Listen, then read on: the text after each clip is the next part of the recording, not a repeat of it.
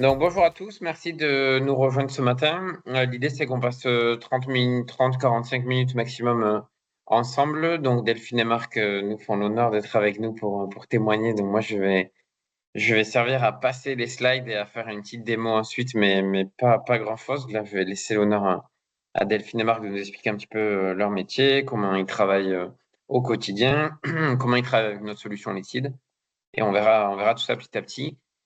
Pour les questions et les réponses, soit dans le chat de conversation, soit il y a un petit onglet sur Teams qui s'appelle Q&R, questions et réponses. Donc, si vous voulez mettre les questions dedans, n'hésitez pas, on y répondra à la fin. Donc, d'ici, voilà, à peu près 25-30 minutes.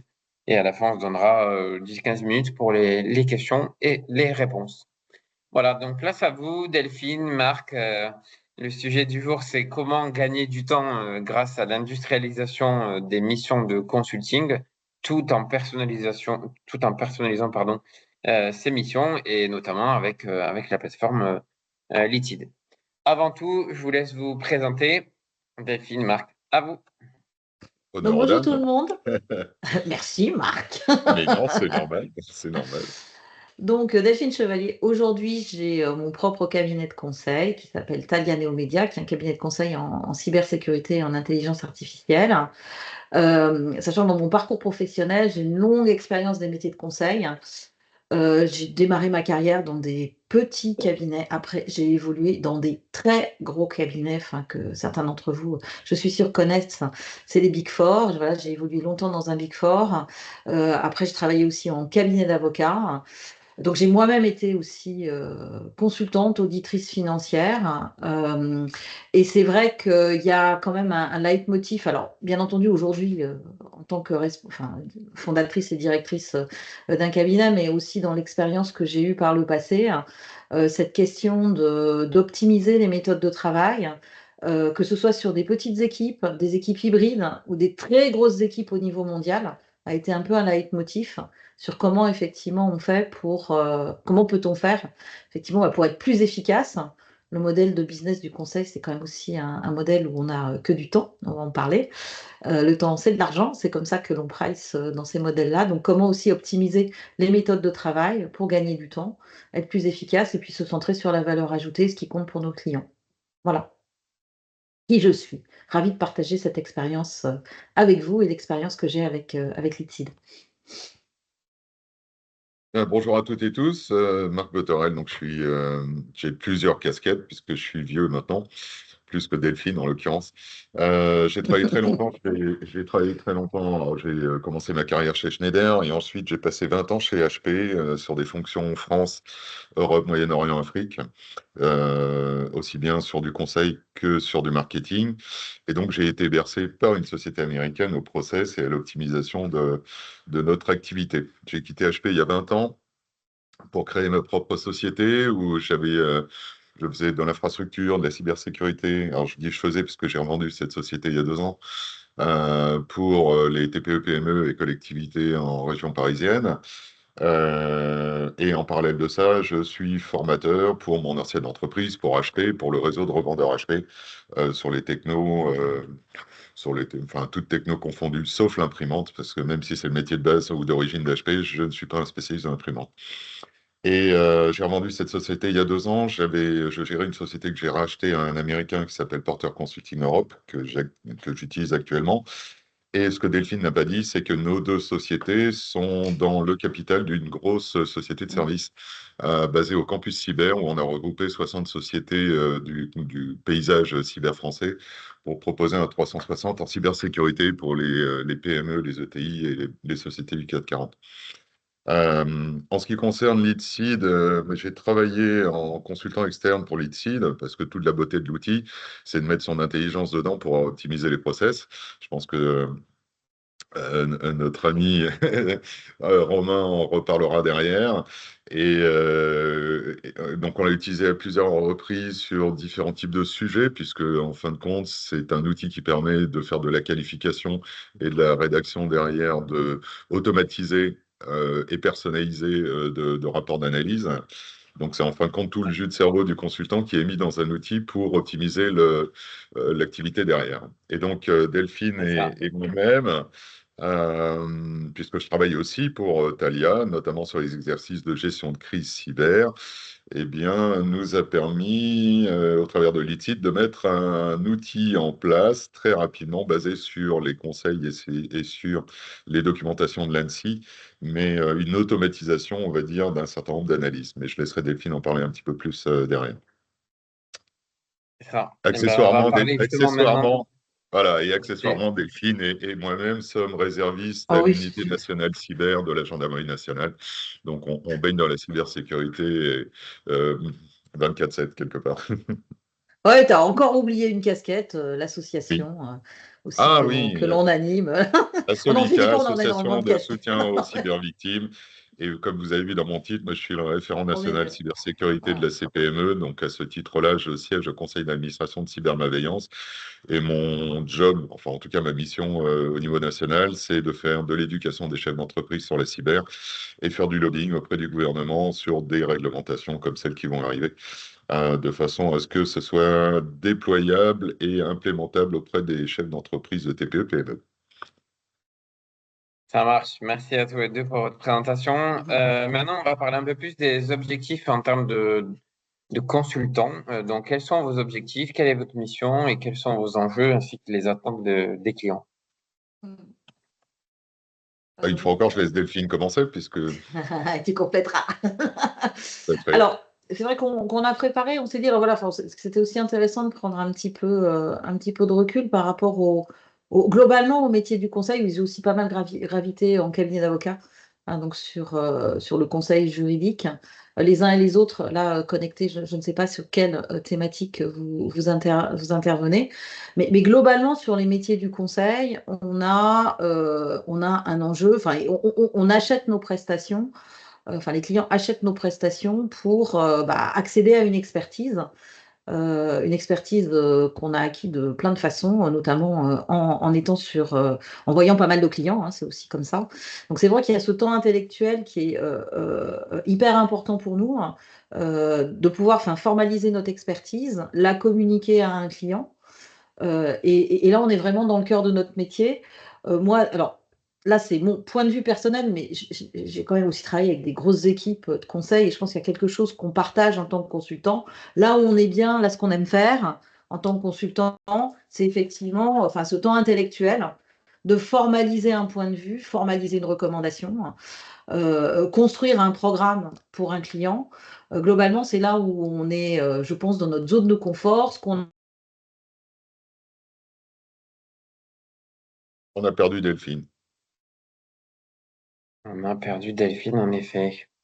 Delphine, on ne t'entend plus. Ah bon? Ah bon? Ah, Ah ça y bon, est, vous C'est il y a bon, eu m'entendez une c'est plus? coupure. revenu. Ah, il y a une coupure, pardon. Oui. Donc oui, ce que je disais, donc, c'est que voilà, ce temps intellectuel, cette expertise est quand même globalement quelque chose que moi j'ai vu de façon assez partagée avec des pairs. C'est là où on est à l'aise, c'est ce qu'on aime faire en tant que consultant, produire des recommandations, construire des programmes pour nos clients. C'est là où ils nous attendent. Le temps de formalisation, il faut aussi qu'on y passe, hein, parce qu'il faut bien formaliser après nos recos, notre programme, etc. pour le client. C'est souvent un espace, une zone sur laquelle on peut alors, soit être moins à l'aise, hein, on n'est pas tous des super, même si des fois on dit dans le monde du conseil, ce qu'on sait faire, c'est bien des slides. Puis maintenant, il y a plein d'outils pour les automatiser. N'empêche que, bon, voilà, c'est pas toujours la partie du métier, je dirais, qui est la plus glamour et qui nous intéresse le plus.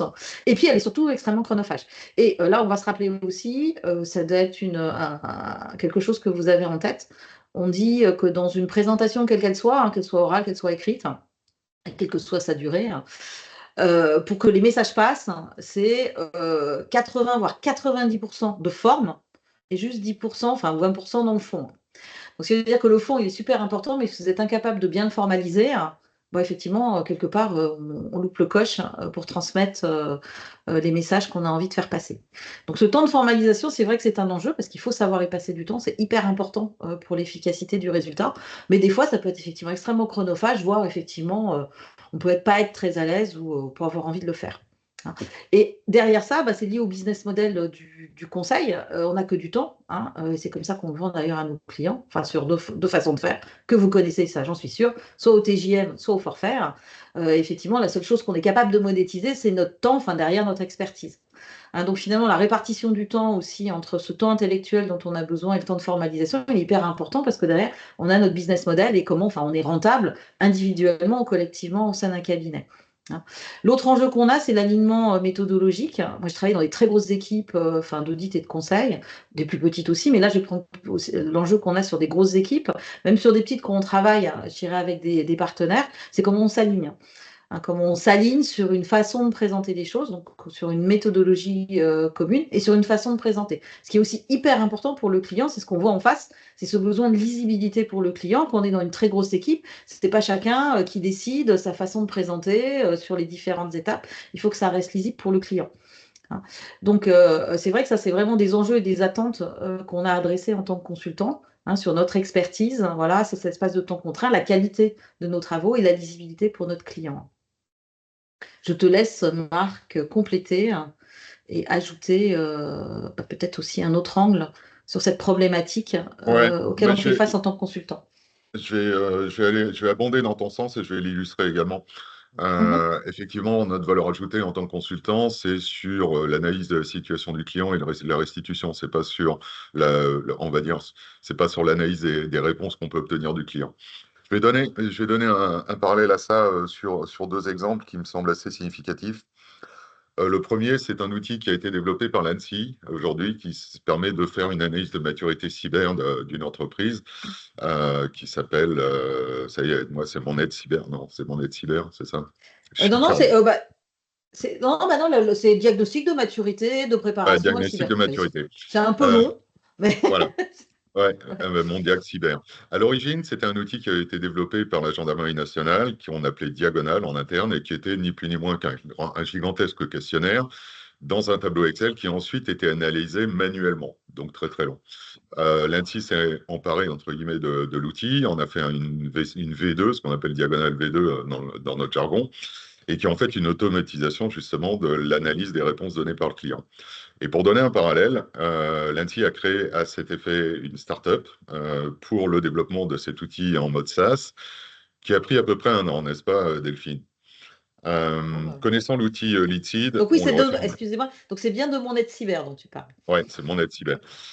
Connaissant Leadseed pour l'avoir utilisé et l'avoir manipulé pour créer des questionnaires et des résultats d'analyse, c'est quelque chose qui aurait pu être fait en 2 jours. Voilà. Je vais prendre un deuxième exemple qui est sur cette gestion de crise managériale, qui est donc le pilier de Talian Neomedia. Il existe là aussi un tableau Excel formalisé par l'ANSSI sur leur site qui me permet de regarder la maturité d'une entreprise au regard d'une crise cyber. Eh bien, on a demandé à Leadseed de nous l'automatiser et ça a été fait en 2 jours. Donc clairement, aujourd'hui, dans des missions de Thalia ou celles que l'on peut faire autour des gestions de crise et la mise en place d'un plan de crise, clairement, ça nous fait gagner énormément de temps sur l'analyse de l'écart entre la situation du client et l'objectif à atteindre par rapport à une analyse manuelle. C'est une évidence. Tout à fait. Merci Marc d'illustrer ça parce que ça fait une excellente transition sur les prochaines slides avec plus précisément donc comment gagner du temps sur ces missions-là. Avec sur la droite la partie questionnement que tu évoquais. Si tu me permets, je rajoute un troisième point et ce sera le dernier, puis je te laisse continuer, mais je suis un grand bavard. C'est un peu au même titre que moi en tant que chef d'entreprise, quand je demande à mon cabinet comptable, je ne veux pas payer un cabinet comptable pour faire de la saisie de pièces comptables. Ce qui m'intéresse, moi, c'est de faire l'analyse de ma situation économique de mon entreprise.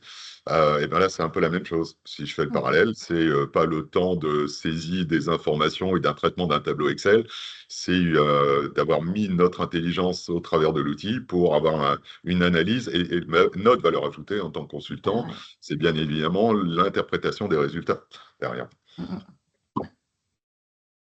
Oui, tout à fait. Et donc, pour compléter, en lien avec ce qu'on voit là sur le slide, c'est vrai qu'on a toujours aussi ce défi, parce qu'à la fois, il faut effectivement, vous voyez, nous, on a notre enjeu s'il y a notre business model, voilà, pour gagner du temps. À la fois, il y a donc ce besoin de qualité, ce besoin de personnalisation. Donc, en fait, c'est un peu une équation qui peut des fois être un peu complexe. parce qu'on a cette tentation de vouloir industrialiser les choses. Si on industrialise trop, c'est vrai que notre métier, effectivement, de consultant aussi perd de sa saveur. Puis c'est pas non plus ça que le client achète, hein. Si c'est un truc qui est déjà tout prêt, voilà, c'est pas là où on a besoin de nous, hein. Donc c'est vrai, il y a vraiment cette question, comment on trouve le bon équilibre entre nous, voilà, être capable de passer vraiment ce temps pour personnaliser pour un client, pour analyser, comme vient de le mentionner Marc, et donc ces phases que l'on peut automatiser pour gagner du temps, hein, et donc optimiser notre marge, hein, aussi après en termes de business. Et c'est bien là sur ce qui est illustré sur le slide, sur cette partie qui est au cœur, sur comment on va analyser des réponses et puis comment on va consolider ces réponses donc dans un rapport, hein, aussi avec de la mise en page. Et c'est vrai que la lead seed nous a apporté, sur l'exemple qu'a mentionné Marc, effectivement un élément d'accélérateur par rapport à un tableau Excel, parce qu'on a toujours cette tentation de dire ouais, je vais le faire moi-même avec un bon tableur Excel, allez, je tripote le truc et puis je vais y arriver. Ça va être sûrement beaucoup plus que 2 jours, comme vient de le mentionner Marc, comme ça, faire lead seed, ça peut être extrêmement complexe à faire. Et puis quand vous faites ça en tant que consultant, en vous disant finalement je vais le faire moi-même, quand vous faites ça, vous ne faites pas votre vrai métier, hein, qui est justement l'expertise, hein, puis qui peut être aussi chercher vos clients. Je trouve que pour moi, c'est plutôt de la perte de temps, hein, et autant effectivement le déléguer à un professionnel qui va avoir cette capacité donc à vous automatiser quelque chose et aller donc là jusqu'à un rapport qui est préformaté. Hein. Donc c'est vrai, pourquoi c'est important pour nous d'industrialiser en tant que consultant. J'en ai déjà parlé, donc c'est notre business model. Il y a l'aspect digitalisation, donc là c'est utiliser toute la puissance, hein, maintenant qu'on a dans les outils digitaux, hein, plutôt que de refaire à la mano un certain nombre de choses. Il y a aussi effectivement ce besoin de normaliser. Je vais reprendre par rapport à l'enjeu dont j'ai parlé tout à l'heure en introduction. Voilà, sur certains gros dossiers, il n'y a pas de sujet, tous les rapports, ils doivent être formatés de la même façon. On ne doit pas perdre le client, c'est aussi un gage de qualité et donc de lisibilité. Et ça, avoir aussi un outil qui vous norme ça, ça fait gagner du temps à tout le monde, et aussi du temps de contrôle, hein, pour ceux qui font contrôle qualité, quand on en a dans les équipes. Hein. Donc c'est ce besoin de normalisation et d'harmonisation pour un client, c'est aussi quelque chose qui est important et que ce type d'outil peut vous apporter, peut nous apporter. Le gros intérêt également de l'outil, si je peux me permettre, c'est toute la flexibilité qu'on peut avoir bien évidemment sur la construction enfin toutes les possibilités qu'on a sur la construction des questionnaires. Et puis derrière, surtout, sur le rapport, c'est toute la flexibilité qu'on peut avoir sur de l'infographique, de l'exec summary. C'est d'ailleurs en fait tout le temps qu'on perd énormément sur la rédaction. Et aujourd'hui, enfin jusqu'à présent, avant d'utiliser Leadseed, sur mes missions de consultant, il fallait toujours que je compte au moins 1 ou 2 journées de rédaction du rapport final avant de pouvoir le présenter au client. Et c'est tout le temps que je vais gagner, bien évidemment, au travers d'un outil qui me l'automatise. Donc c'est vrai qu'on a toujours donc ce dilemme, hein, de se dire est-ce que je vais le faire moi-même ou est-ce qu'effectivement je le confie à un tiers. Moi, de façon très transparente, chez Thalia, on a les deux, hein, voilà. C'est vrai que là, sur ce qu'on a fait sur la partie là, du rapport dont on a parlé, qui est un diagnostic lié à la cybersécurité, hein, c'est vrai que donc déjà, ça nous a fait gagner un temps de dingue. Voilà, parce que ça a été fait très rapidement par Leadseed, alors que je l'ai pas fait, mais je suis persuadée qu'on aurait fait la décision de le faire nous-mêmes. Je pense qu'on y serait peut-être encore. Hein, donc, ce qui a aussi été, voilà, et je pense que, Marc l'a mentionné aussi. C'est vrai que c'est dans la qualité du résultat. Je pense qu'il y a des choses aussi, honnêtement, des fois, il faut savoir aussi en tant que consultant accepter sa limite. Il y a des choses qu'on n'est pas bon à faire ou qu'on ne sait pas faire. Et après, voilà, il y a aussi dans la maintenance, hein, dans la maintenance et l'évolution, aussi l'intérêt de passer par un acteur comme Leadseed. C'est qu'aussi, comme voilà, Leadseed travaille avec d'autres clients, il y a aussi des améliorations, en fait, alors qu'on peut remonter, nous, en suggestion, mais il y a aussi l'apport, effectivement, de suggestions d'autres clients qui font qu'on a, effectivement, dans les rapports là, qui nous sont fournis, hein, donc qui sortent des questionnaires, on a aussi tout le bénéfice, hein, d'améliorations qui peuvent aussi être apportées par d'autres, en fait. Moi, ce que je trouve aussi très fort dans la solution, c'est effectivement le côté éditable. Hein, on a, voilà, alors, je ne sais pas si c'est 80, 90%, 50%, ça dépend effectivement de la matière que l'on fait traiter par l'outil Leadseed. Mais globalement, vous avez un pourcentage assez important donc, qui est déjà préformaté. Et là où c'est très fort, c'est que vous avez après toute la possibilité de le personnaliser et de l'éditer. Donc on n'est pas sur quelque chose qui est figé. Si je fais le parallèle avec l'exemple que tu as pris là, sur ce qui a été fait par l'ANSSI, le rapport qui sort, donc qui a été développé par l'ANSSI, l'embêtant de la plateforme, c'est que vous ne pouvez pas modifier. C'est un truc qui est figé. Donc là, quand on revient, nous, avec notre enjeu de consultant, de pouvoir personnaliser pour un client, le personnaliser par rapport à son secteur, par rapport à sa taille, par rapport à ses enjeux, peut-être retirer des choses, peut-être avoir des formulations qui vont être plus adaptées à sa culture d'entreprise. Ça, c'est quelque chose que je peux faire avec l'outil Leadseed. Quand je vois une formule qui sort et je sais que mon client, il ne va pas aimer qu'elle soit formulée comme ça, j'ai la possibilité de pouvoir éditer et changer la phrase moi-même parce que je trouve que c'est pertinent pour ce client à un instant T. Donc ça, je trouve que c'est un avantage très significatif dans la solution. Ce rapport entre l'industrialisation, l'automatisation et avoir cette capacité quand même à pouvoir le personnaliser et le modifier. Et ce qui nous permet après, c'est vrai, de nous focaliser, nous, sur cet apport d'expertise. Une fois que le rapport il est fait, on a quand même notre travail d'édition, pouvoir après se concentrer sur comment je vais le restituer à mon client, sur quoi je vais mettre effectivement les accents, parce que je sais que c'est ça qui va être le plus important pour lui par rapport à d'autres aspects. Marc, je te repasse la parole. Oui, je vais rajouter un point, je ne sais pas si Romain l'a indiqué là-dedans, mais bon, je connais Leadseed depuis fort longtemps pour le coup, avant même qu'il s'appelle Leadseed. Et il y a une fonctionnalité aussi intéressante quand on travaille en équipe pour l'avoir utilisé avec des équipes de vente, notamment sur de la génération de leads ou sur du consulting.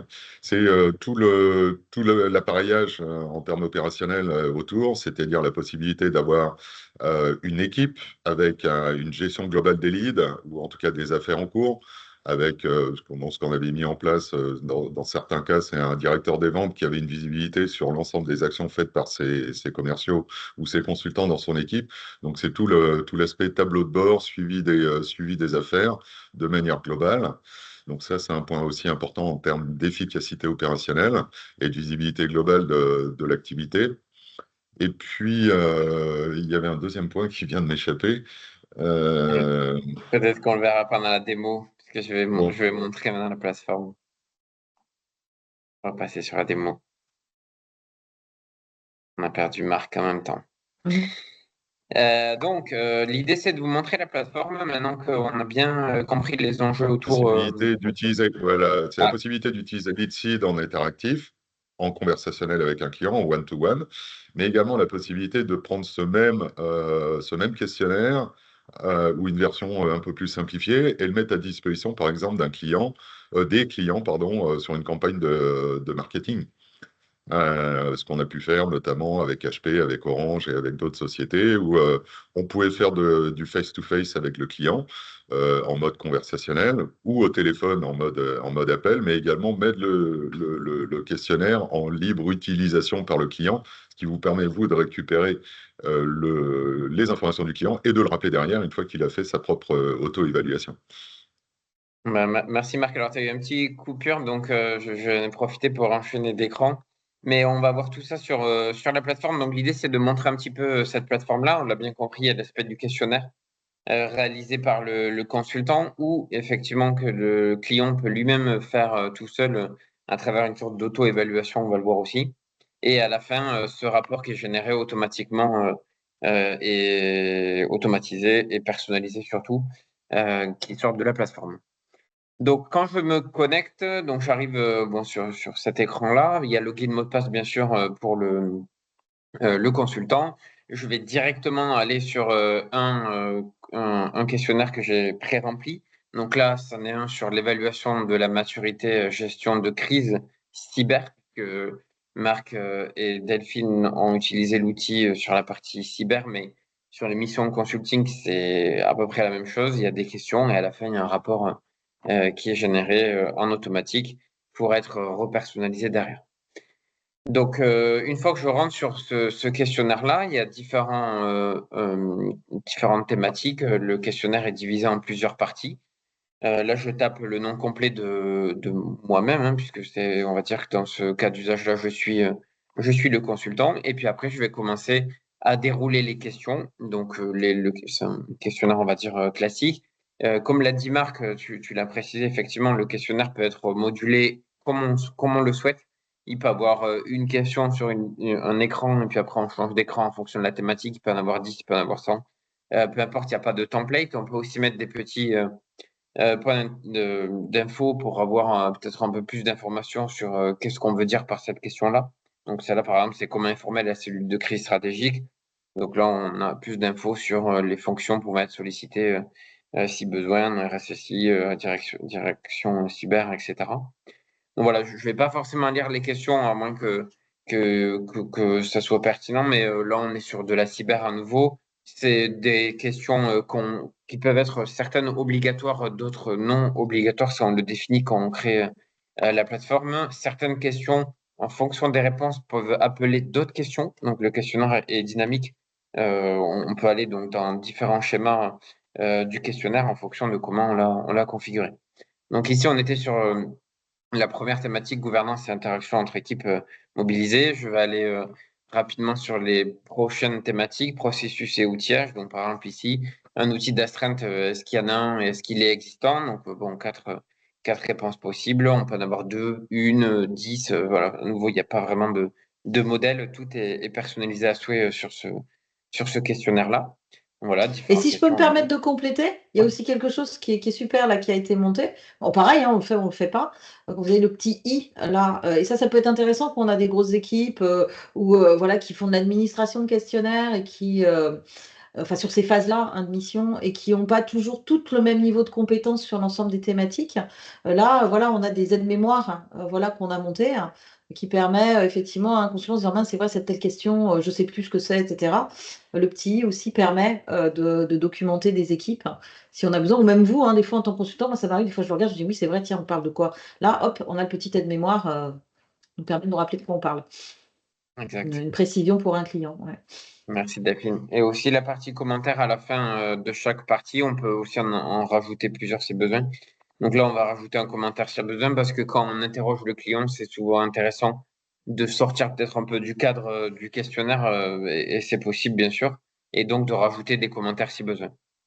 Donc là, j'ai l'évolution du questionnaire qui m'est affichée, donc j'arrive quasiment sur une des dernières parties, je vais aller un peu plus vite à nouveau.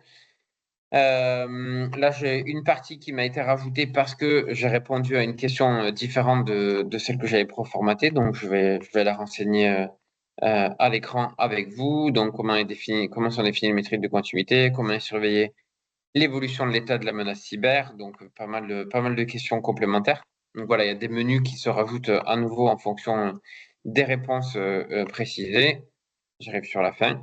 Et puis, à la toute fin, on a donc ce fameux rapport que je vais télécharger, qui peut être téléchargé soit en PowerPoint, donc modifiable, soit en PDF.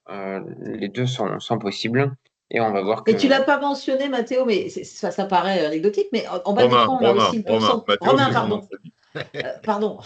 On a le. Oui, parce que j'ai eu dans mes équipes, hein, c'est pour ça, je pense. La Romain, Mathéo, ouais. ouais, le petit pourcentage de réalisation, ça paraît voilà, anecdotique. Moi, je sais que certains clients, parce que là, on est sur un questionnaire qui est un petit peu long, hein, voilà, enfin, c'est lié à la matière. Et des fois, voilà, je vois le client qui s'agite. Bah, il faut le dire, regardez, là, on approche du but, voilà où on en est, etc. C'est des petits trucs, ça paraît rien, mais c'est important. Non, mais c'est Alors, vrai, sur je les pense qu'il y a cyber. il y a deux autres points, il y a deux autres points importants, et je ne sais pas si tu le montres, Romain. Le premier, c'est que le questionnaire, on peut le prendre dans le sens qu'on veut. Il y a pas de, c'est pas linéaire, c'est pas Oui, comme un script de faut y téléacteur. revenir. Voilà, Ouais. on peut revenir, on peut prendre les questions dans tous les sens. Donc ça permet aussi de créer un dialogue avec le client beaucoup plus interactif et beaucoup plus libre que si on suit une trame. Et puis le deuxième qu'on voit pas sur ce questionnaire parce qu'il est issu de ce tableau Excel de l'ANSSI qui était très directif, mais on peut faire aussi bien des questions fermées, on peut faire des questions ouvertes, on peut avoir des règles. Enfin, par exemple, il y a différents modèles de réponses qui donnent beaucoup plus de liberté sur ce questionnaire, notamment sur des questions ouvertes, que juste là où on a des réponses déjà préformatées, quoi.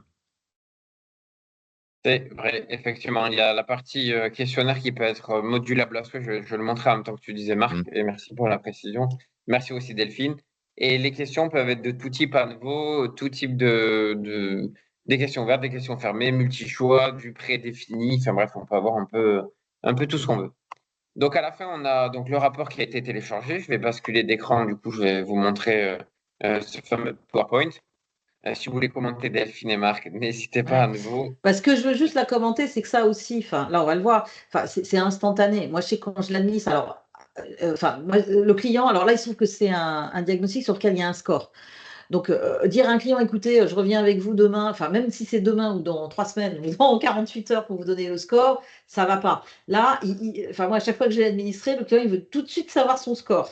Hein, donc là, pouvoir sortir, mais de façon immédiate, donc le rapport, et on va voir avec le score, même si je lui donne pas tout de suite, parce que j'ai besoin, voilà, d'aller justement toucher derrière, faire un peu de personnalisation, de l'édition, avant vraiment de lui envoyer en tant que livrable final. Ça permet effectivement en quelques secondes et d'avoir quand même déjà un certain nombre d'éléments, même si vous ne l'avez pas encore personnalisé, voilà, et de pouvoir accéder directement. Le client voit que son rapport, enfin, il est à 80 ou 90% prêt.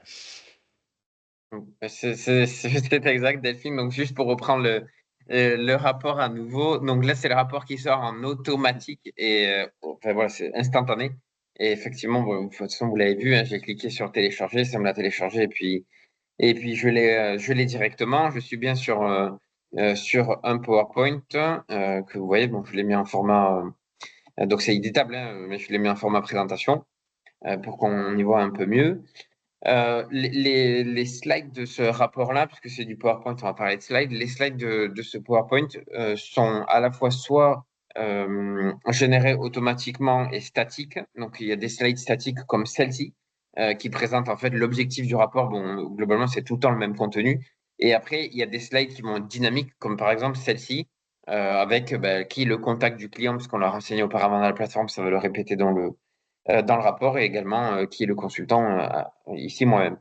Celle-là, elle est également dynamique. Vous allez voir, il y a quasiment que des slides dynamiques dans ce type de rapport-là.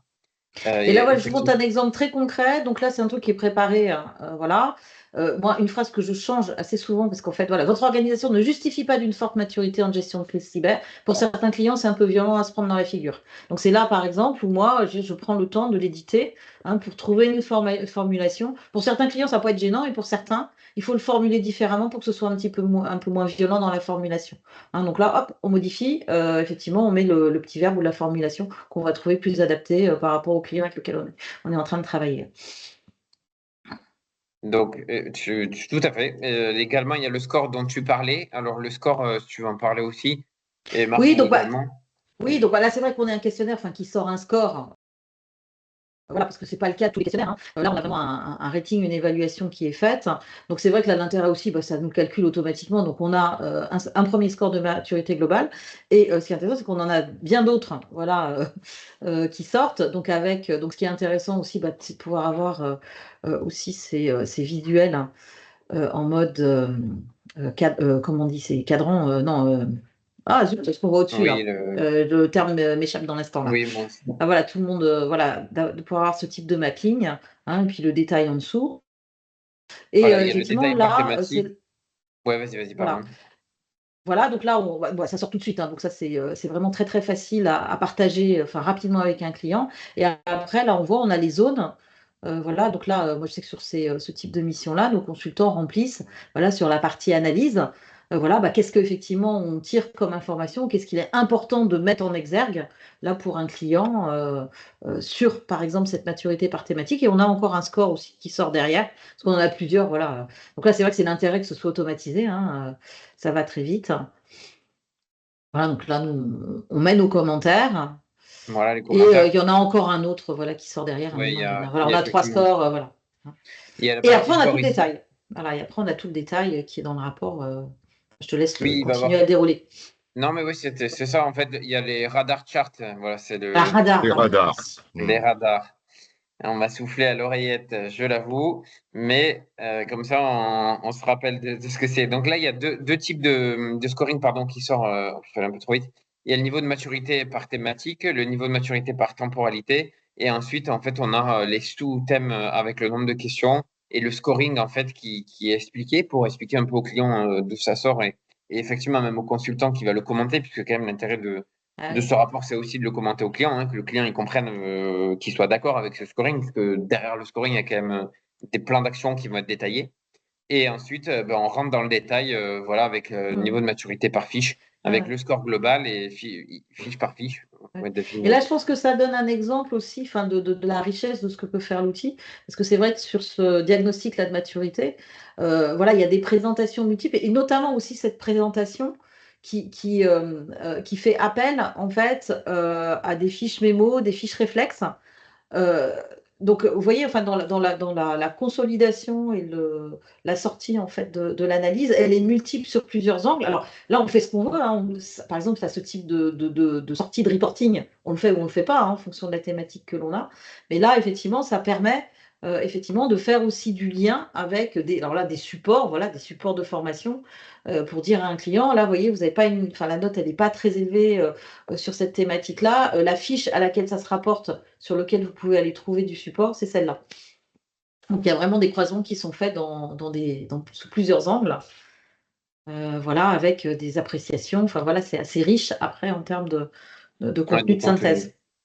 Voilà, après tout ça, ça génère automatiquement, ça c'est important. Donc, on parlait de gagner du temps au préambule Aussi, là, sur là, ouais. nos slides, et on le voit tout à fait. Et puis après, on a le détail. Ici, on est sur le volet stratégique, la maturité auto-évaluée donc sur 3. Donc là, les slides qui suivent vont être organisés comme ça: réaction, préparation, temporalité, réaction, préparation, effectivement, objectif, outils et les prochaines étapes proposées.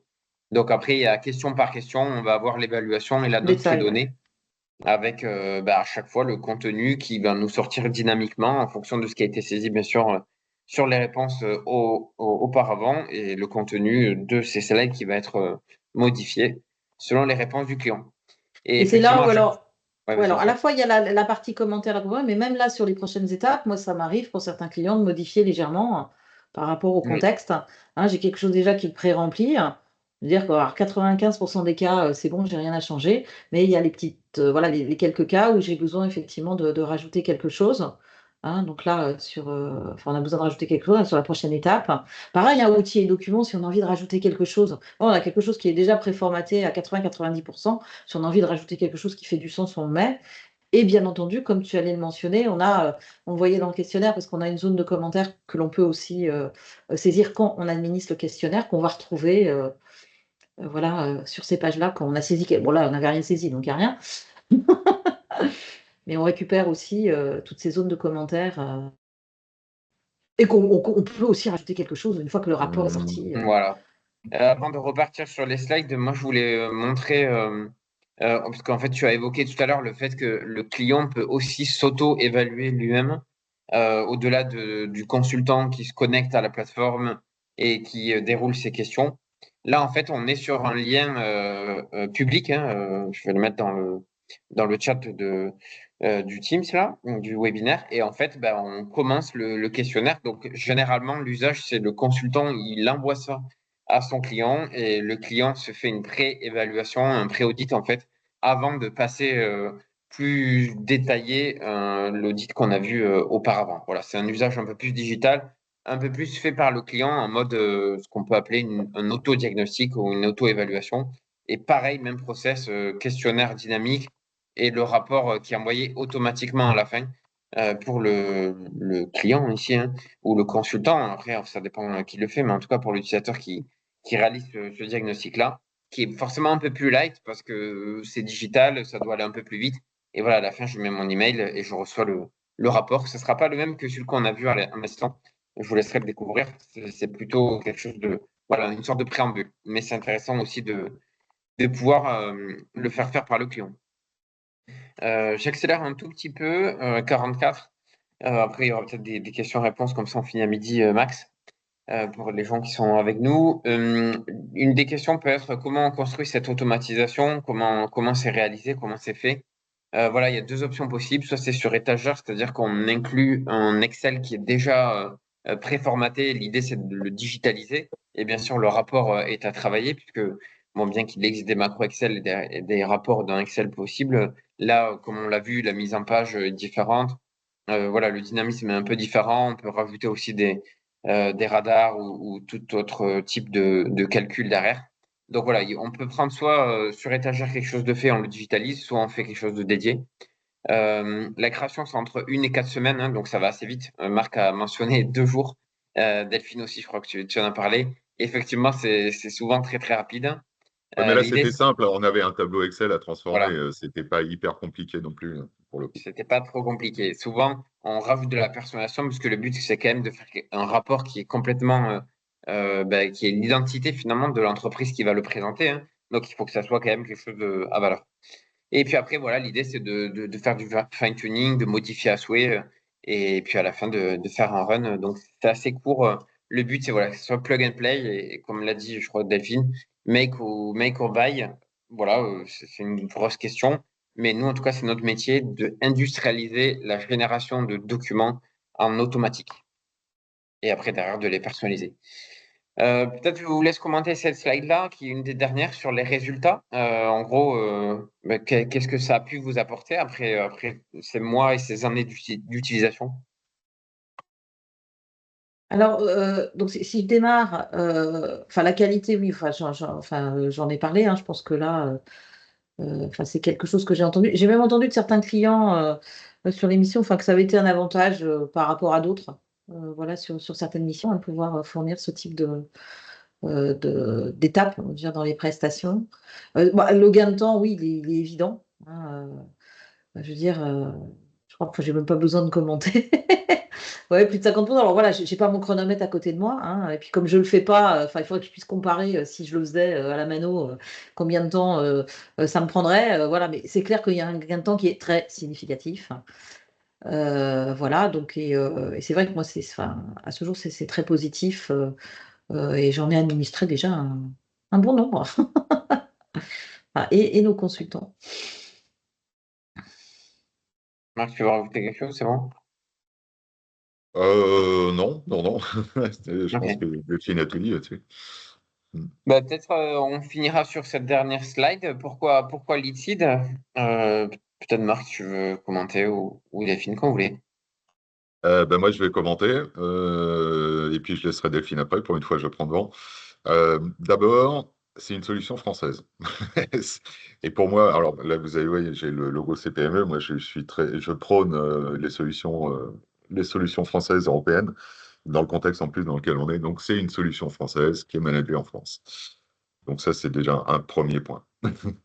Le deuxième point sur lequel tu n'as peut-être pas insisté, je ne connais pas le profil des gens qui assistent aujourd'hui, c'est aussi la possibilité de se connecter sur des CRM.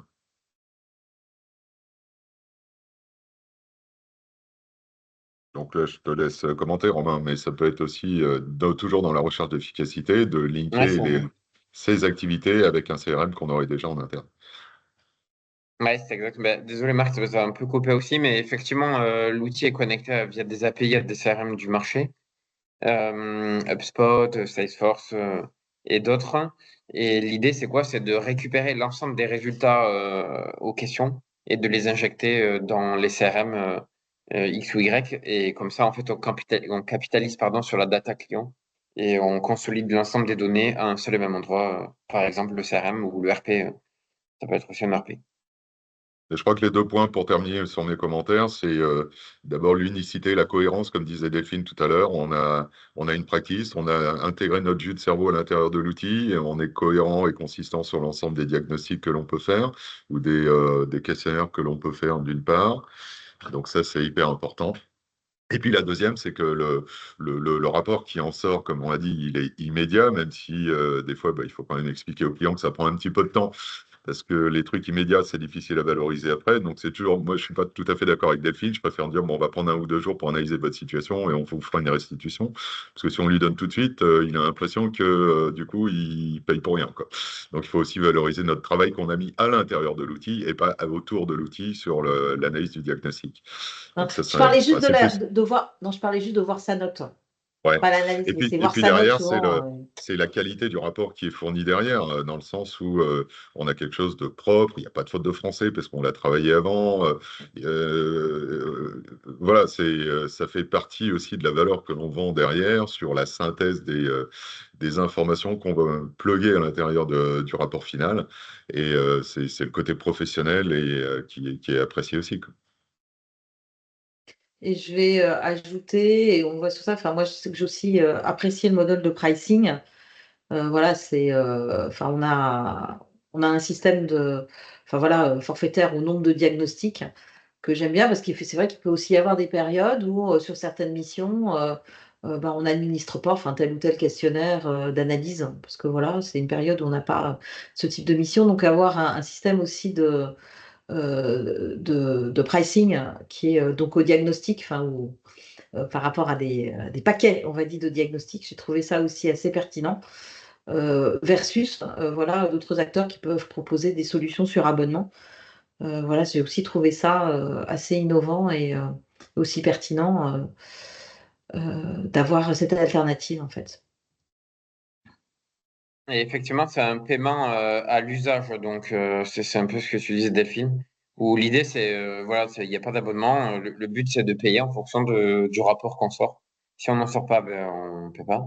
Et si on en sort, ben, forcément, on paye. Mais vu que derrière, il y a une mission conseil, ben, c'est intéressant puisque c'est valorisé dans le prix de la mission, quoi. Voilà. Du coup, à retenir plusieurs mots. On essaie d'être court. Gain de temps, industrialiser, mais pas que industrialiser aussi pour gagner du temps, mais également personnaliser et harmoniser ces rapports, cette mission ou ces missions à délivrer. Et puis, l'idée, c'est aussi de travailler en bonne collaboration. Marc, Delphine, vous l'avez mentionné, merci. Et merci à vous également de bosser avec nous. C'est de faire du gagnant-gagnant, donc à la fois pour le client final, à la fois pour les consultants et effectivement pour nous aussi. Voilà quelques références, beaucoup dans l'informatique, même si on essaie d'en sortir. Et puis, merci à vous. Je vais laisser place aux questions. N'hésitez pas vraiment, peu importe la question, on y répondra. Enfin, du moins, on essaiera. Vous avez ici un QR code si vous voulez tester, vous le scannez. Vous arrivez donc sur l'URL que je vous ai montré tout à l'heure pour tester rapidement un questionnaire assez light. C'est pas celui qu'on a vu dans la démo, mais c'est un peu plus light qui est en ligne, mais ça permet, c'est la même chose, ces questions, rapports personnalisés, générés automatiquement. Voilà, on prend les questions. 11h52. Bon, on a un peu débordé, mais c'est pas grave, on est un peu avant midi, donc n'hésitez pas, franchement, sur les commentaires en conversation, pardon, ou plutôt en Q&A, quand vous voulez, mais si vous avez des questions, on est ouvert.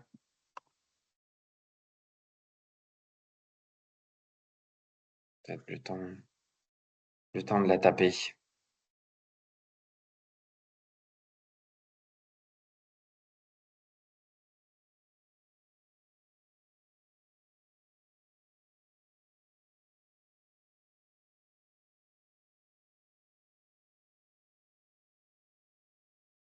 C'est plutôt clair, ok. Ben, merci Romain pour tout ça. Ouais. Un jour, il y a une question. Qu'avez-vous fourni à l'ITSIT pour qu'il vous produise le rapport de base, notamment dans l'exemple de l'ANSSI? Ouais, en fait, en entrée, ce qu'on a eu, c'est côté ANSSI, il y a eu, comme l'a dit Marc, c'était un document en fait Excel que l'ANSSI a diffusé en fait gratuitement. Il est Et sur le l'idée, site de l'ANSSI. Il est sur le site de pardon? l'ANSSI. Il est Ouais, sur le voilà. site de l'ANSSI, le tableau Excel. Voilà, et l'idée, c'était de le digitaliser, comme on l'a dit, pour en faire quelque chose de plus harmonieux. Donc, c'était un Excel, voilà, chaque consultant voilà, avait l'Excel sur son PC, chacun l'utilisait un peu à souhait. Effectivement, Marc, tu l'as mentionné, on l'a pas montré dans la démo, mais l'idée, c'était aussi de pouvoir suivre un peu l'activité de l'ensemble des consultants, parce que si on est tout seul, bon, encore ça va, mais si y a un cabinet de 5, 10, 20, 30, 100 consultants, ben, en fait, on peut tout suivre dans la plateforme, puisqu'on a l'ensemble de l'historique avec les tableaux de bord. Voilà, bon, bref, l'idée, c'était vraiment de faire quelque chose de un peu plus harmonieux. Et donc, en clair, on a pris l'Excel et on l'a digitalisé dans la plateforme. Et après, on a rajouté aussi quelques petits commentaires et quelques modifications. Mais globalement, c'était ça le point d'entrée, ouais. Merci Sylvie d'avoir assisté. C'est quelqu'un qui est parti. Voilà, merci pour la question, Fabrice.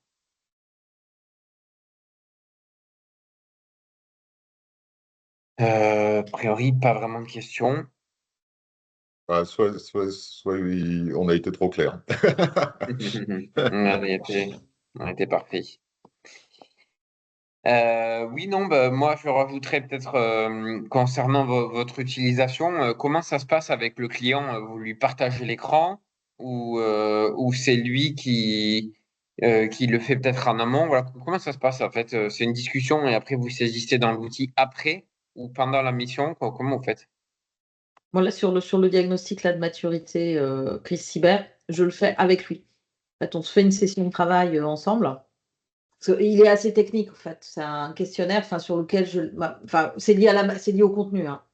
Là où je ne laisserai pas un client remplir tout seul parce qu'il y a aussi de l'expertise dans l'administration du questionnaire. Les choix, effectivement, d'auto-évaluation, ça donne lieu à pas mal de discussions et d'échanges sur le positionnement. Donc, en fait, je l'ai ouvert à l'écran, je le partage à l'écran avec le client et on fait les choix ensemble de réponse. Enfin, sur celui-là, c'est comme ça qu'on l'administre.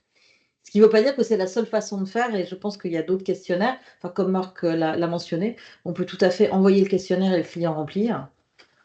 Et il peut y Oui. avoir aussi, sans doute, en fonction du contenu, des fois où on va faire administrer finalement le questionnaire et puis peut-être le saisir après. Ça, je pense que c'est vraiment lié à la matière, la taille du Alors, questionnaire, enfin voilà. alors c'est plutôt, si je peux me permettre, Delphine, c'est aussi dans Oui, je les t'en prie. practices c'est dans les practices de Thalia, puisque Oui. on va dire un élément phare, en tout cas, ou différenciant des activités de Thalia, c'est d'animer des exercices de gestion de crise managériale, soit multi-société, soit monosociété, et soit sur des scénarios génériques, soit des scénarios adaptés à Merci. l'entreprise. Et Ouais. en règle générale, c'est dans le cadre d'une mission plus globale où on va animer l'exercice de gestion de crise le matin, faire la prise de conscience du client qu'il a des manques dans son plan de secours et utiliser l'après-midi, toujours dans le cadre d'une mission globale, cette analyse plus fine de son état actuel et le plan d'action de ce qu'il va falloir mettre en place pour avoir un véritable un plan de gestion de crise. Mmh. Donc, on encapsule en fin de compte dans une mission plus large que uniquement interroger le client sur sa Tout à fait. maturité de gestion de crise. Tout à fait. Puis c'est toujours l'occasion aussi de glaner des informations sur d'autres thématiques quand on fait ça ensemble, aussi de glaner d'autres informations qui peuvent nous être utiles. Mais une fois encore, il y a de multiples utilisations de ce type de questionnaire pour en avoir fait avec vous, pour le compte de société sur, on parlait d'hyperconvergence tout à l'heure, sur des sorties de nouveaux produits. Euh, Ça peut être des campagnes de lead gen, ça peut être des missions plus globales de consulting. Voilà, il y a plusieurs façons d'utiliser l'outil à son profit et au profit du client. Exact. Merci Marc et Delphine. Bon, mais top. Merci à tous. Merci à vous deux surtout d'avoir témoigné, d'avoir partagé votre expérience, d'avoir échangé avec nous. Le webinaire, de toute façon, il est enregistré, donc on va le publier sur notre chaîne YouTube et on communiquera dessus. Donc, merci à tous.